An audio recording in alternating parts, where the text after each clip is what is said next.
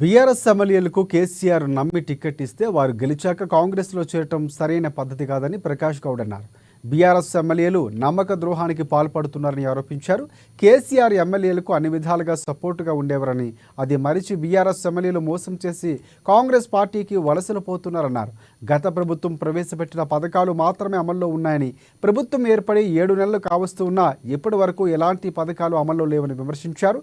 ముందు కాంగ్రెస్ పార్టీ ప్రవేశపెట్టిన పథకాలు అమల్లోకి రాకుంటే పరిస్థితి వేరేలాగా ఉంటుందని హెచ్చరించారు.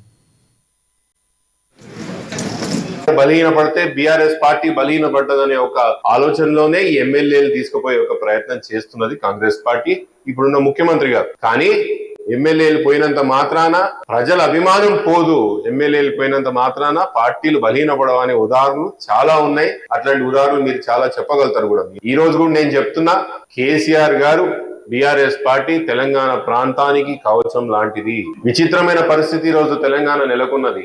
ఆంధ్రప్రదేశ్ లో మాత్రం వాళ్ళ ప్రాంతీయ పార్టీలు ఉండాలంట. ఆంధ్రప్రదేశ్ లో తెలుగుదేశం పార్టీ ఉండాలంట, ఆంధ్రప్రదేశ్ లో వాళ్ళ కొత్తగా వచ్చిన జనసేన ఉండాలి, వాళ్ళకున్న వైసీపీలు ఉండాలి. ఇక్కడ మాత్రం ప్రాంతీయ పార్టీ ఉండొద్దంట. ఇక్కడ మాత్రం తెలంగాణ యొక్క వాదన, తెలంగాణ యొక్క బాధ తెలియజేసే ఒక వాణి తెలంగాణలో ఉండొద్దంట. 2 జాతీయ పార్టీలే ఉండాలి. తెలంగాణ కోసం పుట్టిన పార్టీ, తెలంగాణ